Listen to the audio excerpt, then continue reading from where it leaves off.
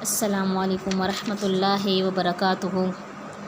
امید کرتی ہوں سب خیریت سے ہوں گے۔ اللہ تعالیٰ آپ سب کو صحت اور ایمان کی اچھی حالتوں میں رکھے۔ نحمدہ و نصلی علی رسولہ الکریم، اما بعد، فاعوذ باللہ من الشیطان الرجیم، بسم اللہ الرحمن الرحیم۔ ربی اشرح لی صدری ویسر لی امری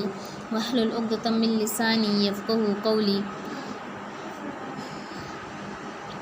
آگے آیات ہم پڑھیں گے انشاءاللہ۔ ان میں ان فرقوں کا بیان ہے جو آپ صلی اللہ علیہ وسلم کے دور میں فرقے تھے۔ ثم انتم هؤلاء تقتلون انفسکم وتخرجون فریقا منکم من دیارہم تظاہرون علیہم بالاثم والعدوان۔ لیکن پھر بھی تم نے آپس میں قتل کیا اور آپس کے فرقے کو جلا وطن بھی کیا اور گناہ اور زیادتی کے کاموں میں ان کے خلاف دوسرے کی طرفداری کی۔ وَإِن يَأْتُوكُمْ أُسَارَىٰ تُفَادُوهُمْ وَهُوَ مُحَرَّمٌ عَلَيْكُمْ إِخْرَاجُهُمْ۔ ہاں، جب وہ قیدی ہو کر تمہارے پاس آئے تو تم ان کے فدیے دیے، ان کے فدیے دیے، لیکن ان کا نکالنا جو تم پر حرام تھا تو اس کا کچھ خیال نہ کیا۔ بعض احکام پر ایمان رکھتے تھے اور بعض احکام کے ساتھ کفر کرتے۔ وَتَكْفُرُونَ بِبَعْضٍ فَمَا جَزَاءُ مَن يَفْعَلُ ذَلِكَ مِنكُمْ إِلَّا خِزْيٌ فِي الْحَيَاةِ الدُّنْيَا وَيَوْمَ الْقِيَامَةِ يُرَدُّونَ إِلَىٰ أَشَدِّ الْعَذَابِ وَمَا اللَّهُ بِغَافِلٍ عَمَّا تَعْمَلُونَ۔ تم میں سے جو بھی ایسا کرے اس کی سزا اس کے سوا کیا ہو، یعنی جو بھی ایسے کرے گا تو اس کی سزا کیا ہوگی، یعنی اس کے سوا کیا ہو کہ وہ دنیا میں رسوائی اور قیامت کے دن سخت عذاب کی ان کو مار پڑے گی، اور اللہ تعالیٰ تمہارے اعمال سے بے خبر نہیں ہے۔ تو یہاں پر ان قبیلوں کا ذکر ہے کہ جب نبی کریم صلی اللہ علیہ وسلم کے زمانے میں انصار جو اسلام سے قبل مشرک تھے، اور اس کے علاوہ دو قبیلے اور بھی تھے، اوس اور خزرج، ان کے آپس میں بہت آئے دن جنگ لڑی رہتی تھی، آپس میں یہ دو قبیلے بہت لڑتے تھے۔ تو اس طرح یہود مدینہ کے 3 قبیلے اور بھی تھے، بنو قنیقہ، بنو نذیر اور بنو قریظہ، یہ بھی آپس میں لڑتے رہتے تھے۔ بنو قریظہ جو تھی وہ اوس کے حلیف تھی، یعنی جو اوس قبیلہ تھا یہ ان کے ساتھی تھے، اور بنو قنیقہ اور بنو نذیر جو تھے یہ خزرج کے ساتھی تھے۔ جنگ میں یہ ان کا لڑائی جھگڑے رہتے تھے، تو جنگ میں یہ اپنے خلیفوں کو، جو ان کے خلیف تھے، اپنے ساتھی تھے، ان کی مدد کیا کرتے تھے، اور آپس میں ہی جو اپنا مذہب جو ان کا تھا یہودیوں کو قتل بھی کیا کرتے تھے، تو ان کے گھروں کو لوٹتے اور انہیں جلا وطن بھی کرتے تھے۔ تو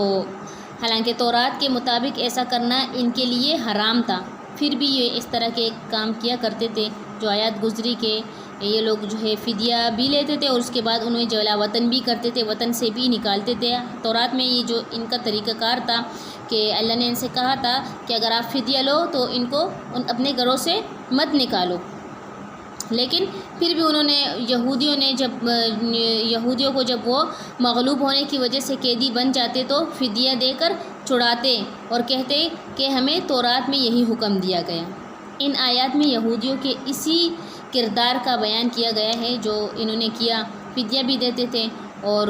پھر اس کے بعد جلا وطن بھی کیا کرتے تھے۔ حالانکہ اس بات سے اللہ نے منع کیا تھا کہ انہوں نے شریعت کو موم کی ناک بنا لیا تھا، بعض چیزوں پر ایمان لاتے اور بعض کو چھوڑ دیتے تھے۔ تو ایسے طریقہ کار اگر ہم اپنے معاشرے میں دیکھیں تو تقریباً لوگوں میں یہی طریقہ کار پایا جاتا ہے، جو آیات ان کے مطابق ہوتی ہے ان پر عمل کرتے ہیں، اور جو آیات ان کو لگتا ہے کہ بھئی اس میں ہمارے لیے ایک سخت حکم ہے کہ بھئی ہمیں یہ کام نہیں کرنا چاہیے، تو اس کو وہ چھوڑ دیتے ہیں۔ تو اسی طرح یہ تھے تورات میں بھی یہ یہود جو تھے، بنی اسرائیل جو تھے، اسی طرح کیا کرتے تھے۔ اس کے بعد جو تورات کے ماننے والے محمد صلی اللہ علیہ وسلم کے دور میں تھے وہ بھی ایسے ہی کیا کرتے تھے۔ تو شریعت کی جو کچھ چیزیں تھیں وہ مانتے تھے، اور جو کچھ چیزیں ان کے حق میں بہتر ہوتی تھی تو ان کو وہ نہیں مانتے تھے۔ تو اسی طرح یہ ان کا طریقہ کار بن چکا تھا، اور قتل اور نکالنا، ملک سے جلا وطن کرنا اور ایک دوسرے کے خلاف مدد کرنا ان کی شریعت میں بھی حرام تھا۔ ان امور کا، تو انہوں نے بے جا بہت جو ہے انہوں نے اس چیز کا جن کا اللہ نے منع کیا ہوتا اور ان امور کو انہوں نے بے جا اپنایا، اور جو ہے وہ اسی طرح کیا کرتے تھے، فدیہ دے کر چھڑاتے تھے، یا فدیہ دے کر جو ہے رہنے، جیسے ایک غیر ملکی بندہ کسی مسلمان ملک میں یا کوئی دوسرے ملک میں مسلمان کسی دوسرے ملک میں رہتے، وہ ٹیکس دیتے ہیں، یعنی وہ ٹیکس دے کر وہاں وہ کرتے، اور ہر بندہ ٹیکس دیتا ہے، تو اسی طرح جو ہے وہ ٹیکس بھی لیتے تھے اور اس کے بعد جو ہے انہیں جلا وطن بھی کیا کرتے تھے۔ تو اسی طرح جو ہے یہ امور جو انہوں نے اپنی زندگی میں بنا لیے تھے، تو قرآن کے کچھ آیات کو مانتے تھے، تورات، زبور، انجیل کے علاوہ پھر قرآن پاک کے جو احکام ہوتے تھے ان کو مانتے تھے، کچھ جو ہے جو ان کے حق میں بہتر ہوتی تھی، اور کچھ ایسا ہوتا تھا کہ جو ان کے حق میں بہتر ان کو نہیں لگتا تھا تو وہ کیا کرتے تھے، ان کو چھوڑ دیتے تھے۔ تو ہمارے معاشرے میں بھی یہ بات بہت عام ہے کہ جو ان کے حق میں بہتر ہوتی ہے ان آیت کو لیتے ہیں، جو بہتر نہیں ہوتی مطلب ان کے لیے بہتر نہیں ہوتی، حالانکہ سارے قرآن کی آیات جو جتنی بھی ہیں ہر بندے کے لیے اس میں حکمت ہے۔ تو جہاں اللہ نے حرام سے منع کیا کہ حرام نہیں کھانا، حرام سود جو ہے ان چیزوں سے منع کیا، تو کتنے لوگ ہیں حرام کی کمائی جو ہے وہ اپناتے ہیں، حرام کماتے ہیں، ہم حرام کھاتے ہیں، سود کھاتے ہیں، سود سے منع کیا گیا۔ تو ان آیات حالانکہ ہوتے ہیں کلمہ گو مسلمان، لیکن ان آیات کو وہ جو ہے لیتے ہی نہیں ہے، زندگی میں سیریس نہیں لیتے کہ بھئی اللہ تعالیٰ نے کیا فرمایا ہمارے لیے۔ خیر، لیکن جو ہے یہ ان کا طریقہ کار تھا اور جو ابھی بھی لوگوں میں پایا جاتا ہے۔ اولئک الذین اشتروا الحیات الدنیا بالآخرہ فلا یخفف عنہم العذاب ولا هم ینصرون، یہ وہ لوگ ہیں جنہوں نے دنیا کی زندگی کو آخرت کے بدلے میں خرید لیا ہے، ان کے نہ تو عذاب ہلکے ہوں گے اور نہ ان کی مدد کی جائے گی۔ تو یہاں پر اللہ تعالیٰ نے ان کی تردید فرمائی جو اس قسم کے لوگ ہیں کہ کچھ احکام کو مانتے ہیں اور کچھ احکام کو نہیں مانتے۔ تو یہ شریعت کے کسی حکم کے مان لینے اور کسی کو نظر انداز کر دینے کی سزا بھی اللہ تعالیٰ نے یہاں بیان کی ہے، اور اس کی سزا دنیا میں عزت اور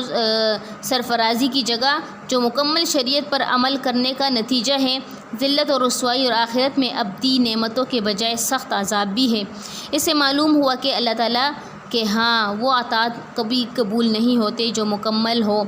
تو وہ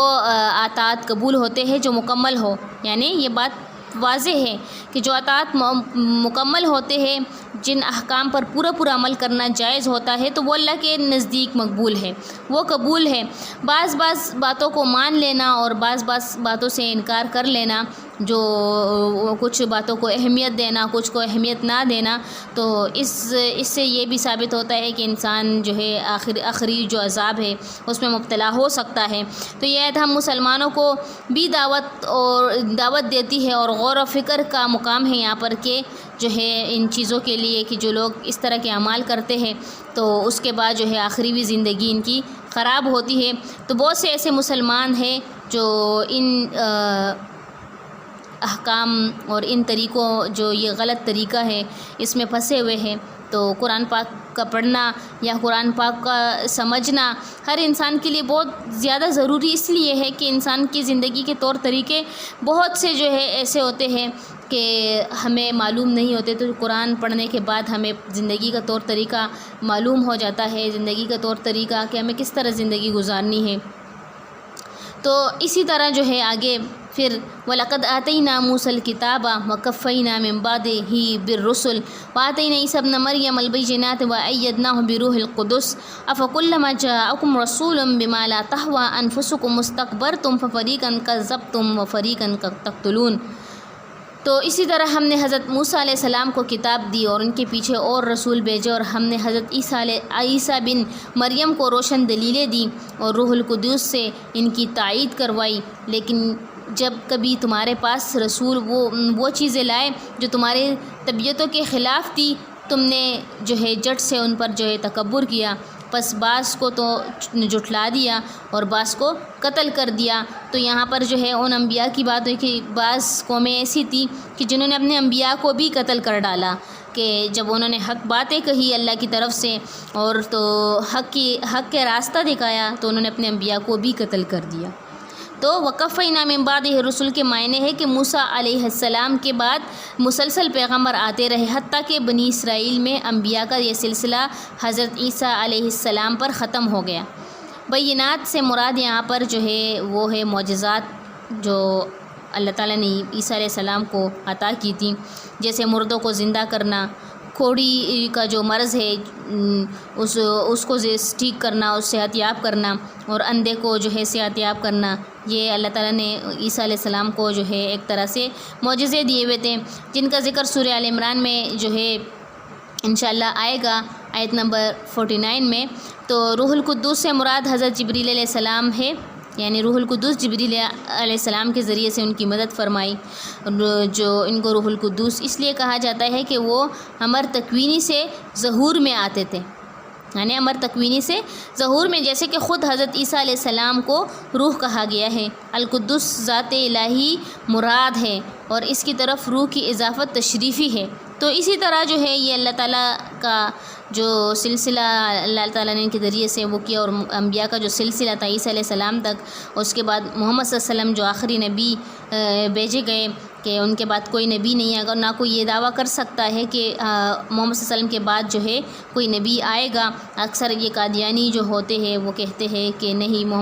انبیاء کا جو سلسلہ ہے وہ ختم نہیں ہوا، اور جو ہے انبیاء ابھی بھی آتے ہیں۔ تو اسی طرح جو ہے یہ ان کا جو طور طریقہ اور یہ جو ان کی سوچ ہے یہ بالکل غلط ہے۔ قرآن نے خود کہہ دیا کہ محمد صلی اللہ علیہ وسلم خاتم النبیین ہے، وہ آخری نبی ہے، ان کے بعد کبھی کوئی نبی نہیں آئیں گے، ان کے بعد پھر قیامت قائم ہوگی۔ تو اللہ تعالیٰ ہمیں ان پر عمل کرنے کی توفیق عطا فرمائے۔ واحد دعوانا ان الحمد للہ رب العالمین۔ السلام علیکم ورحمۃ اللہ وبرکاتہ۔